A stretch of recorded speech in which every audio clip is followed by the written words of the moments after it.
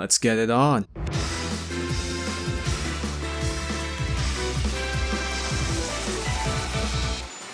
Too long didn't watch. WorldTrigger's great, go watch it. Now for the long version. Newsflash people, Netflix actually did something right for a change, which is putting WorldTrigger in their platform.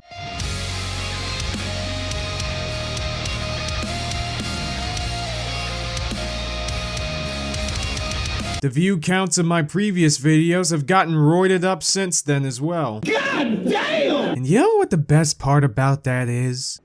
Money! I mean, yeah, but most importantly, it means I did my job. More and more people are getting into the series. I won't say it's all thanks to me or anything like that, but the views speak for themselves. People are jumping on the show again, and I call that a W we can all share. That said, with all the complex magic system stuff and hype battles that happen in the series, sometimes it's easy to forget that this show has a beating heart to it, just like any other battle shonen. And if you were to ask me when WorldTrigger got its biggest chance to show it, it would be episode 18 of its very first season.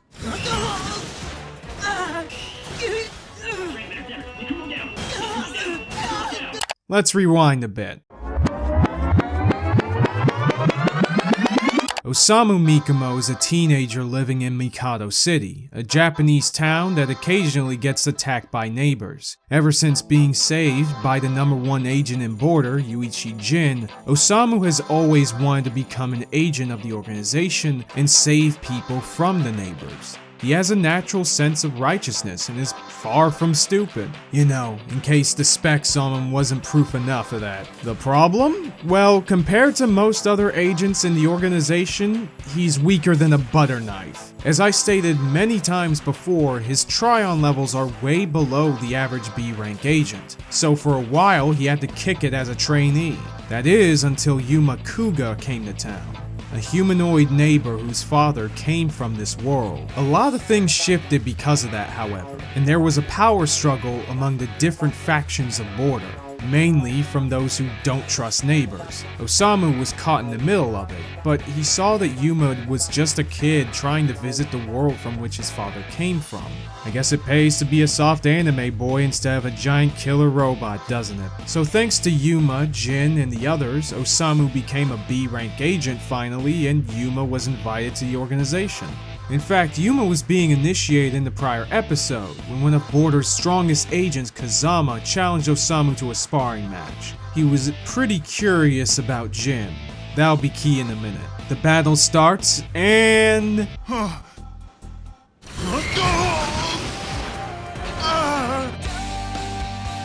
I'm fed up with this world. it goes exactly as you expect. Look, the skill and experience gap between these two is as wide as Muhammad Ali and a cancer patient with a gun. Anyway, to make matters worse, Kazama uses a trigger called Chameleon, a cloaking trigger that makes the user nearly untraceable. Osamu does figure that it probably only lasts so long as the user doesn't attack, but that doesn't help much. 24 matches and 24 losses. Osamu was just about ready to throw in the towel, and then Perhaps I expected too much of you, knowing that you were Jin's protege. Yuichi, I just don't get that guy. Why were you guys worth sacrificing his black trigger? Wait, what are you saying? Didn't know? In exchange for the enlistment of your friend from the neighborhood, Jin surrendered his black trigger to headquarters. Apparently, he did it so your new team could take part in the rank wars. Hey Kaiser, why didn't you talk about black triggers in your last video? Because shut up. Black triggers are more than just advanced alien weaponry. They are the most powerful and rare triggers in the show. Assuming you're compatible with one, black triggers increase your overall Tryon levels by at least 3 orders of magnitude. But not only that, each black trigger has a unique ability or set of more powerful functions than any standard weapon can achieve. Possessing this type of trigger makes you nigh unstoppable. They not only allow people to stand against a group of highly powerful trigger users like top-ranking agents in Border, but can shift the tide of entire wars. That's what made the invasion arc later in the story so devastating. Most of the enemy commanders had black triggers, forcing agents to cooperate in massive offenses to push them back. But if they're so good, why are they so rare? You see, black triggers are created when a powerful trigger user dies. Their Tryon and very life force gets condensed and crystallized into a trigger.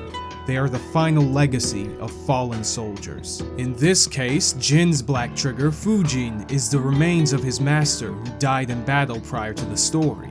He not only helped create Border in the first place, but also taught Jin everything he knows. We don't get the full picture of their relationship, but there were enough context clues prior to this scene.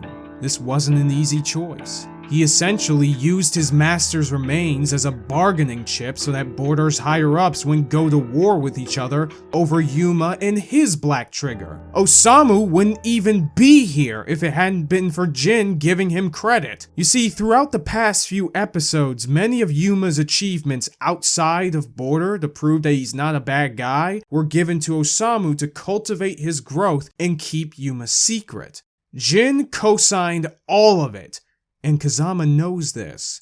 So from his perspective, Jin essentially went to war against half the factions in Border and gave away his most prized possession for an outsider who they can't trust and a guy who can't even swing his sword right. Also, they can be agents and rise in the ranks.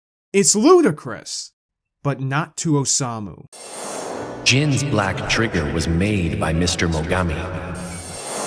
There were over 20 agents back then who could operate the Fujin trigger, and they all fought for the right to carry it. Jin ended up defeating all other candidates in duels and earned the right to rise to S rank. And Jin gave up something that precious and powerful. For us. Are you just not able to walk away from another person in trouble? I'm afraid it's nothing so noble as that. I'm just afraid of myself. I feel like I could make a habit of running away. If I do it even once, I'm scared that I wouldn't be able to stand and fight when I really need to. I think that's the kind of person I probably am. Yeah, there's nothing altruistic about it. I have to do it for myself.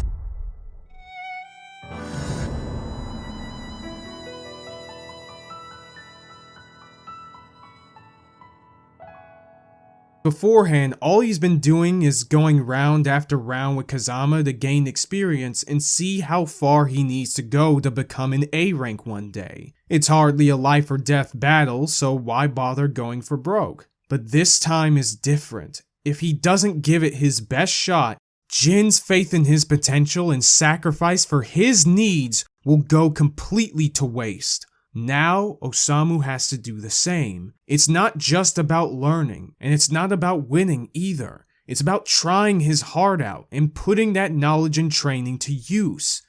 Jin gave him good faith. Now it's time to keep it. Let's set the table. Both Kazama and Osamu are in a training room. In it, neither party can run out of Tryon, which Kazama has been taking advantage of to use Chameleon so freely. Osamu has his asteroid range trigger, which can have their speed, propulsion, and division adjusted by the user. His shield trigger to block attacks, ray gust blade in shield mode, and the thruster option that gives him a strong tackle.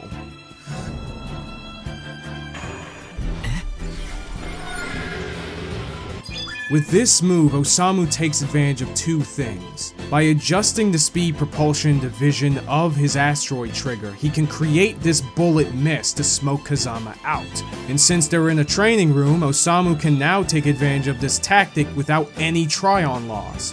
filling the room with bullets. Solid strategy, but the fight ain't over yet. Kazama darts at him with his scorpion blades, ready to put him under. But Osamu fakes him out by making it look like he's going to use more bullets for a slug attack, but uses his thruster instead to pin him to the wall. Then he changes the form of Ray Gus shield to pin Kazama further before punching a hole to unload on Kazama, ending the match in a fucking draw. Yeah, I know, that sucks, but it kinda makes sense. Even though he didn't win, Osamu's strengths were on full display. Despite not having much talent or potential in combat, Osamu's mind, his tactical thinking, is his main saving grace. As Kazama puts it, he's not in over his head. He knows how weak he is, but is ready to use that as a strength with ingenuity and wisdom. He's good at putting the pieces together, reading the intentions of others, and creatively utilizing the elements at play. He can't be the strongest, the fastest, or the best fighter, but he doesn't have to be. He just needs to be himself and the best that he can be. It's a compromise. Compromise. You know, there are many themes that pervade WorldTrigger's story. Cooperation, fear and acceptance of the other, and the nature of institutional organizations like Border. All of these are done really, really well, by the way. I'm not knocking any of that shit.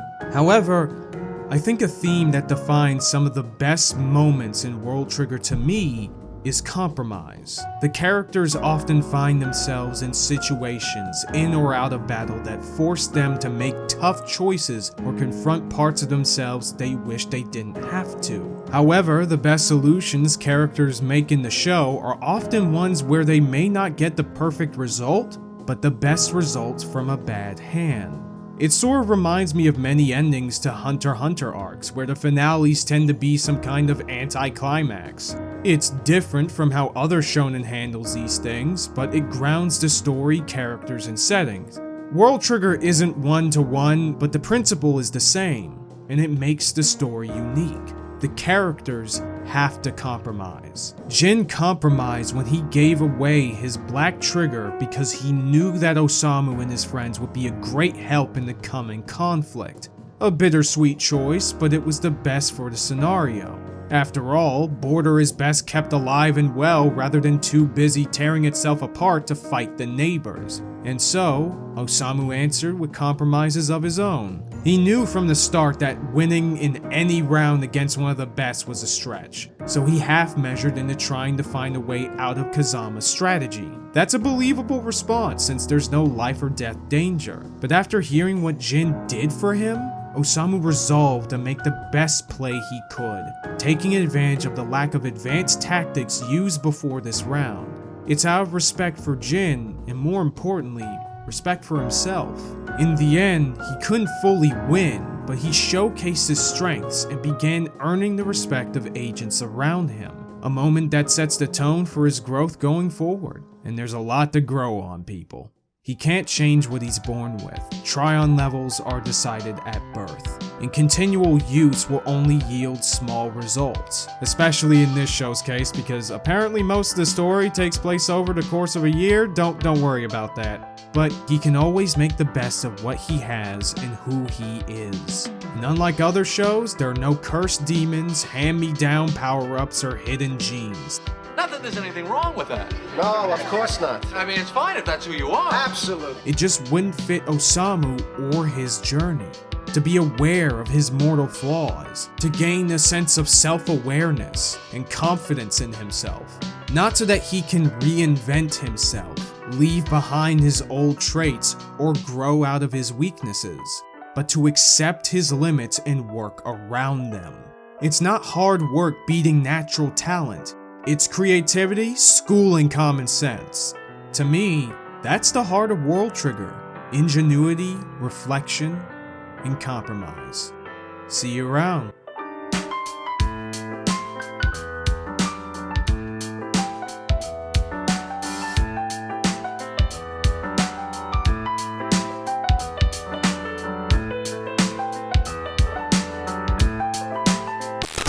Yeah, the skill and experience gap between Osamu and Kazama is as wide as Muhammad Ali and a cancer patient.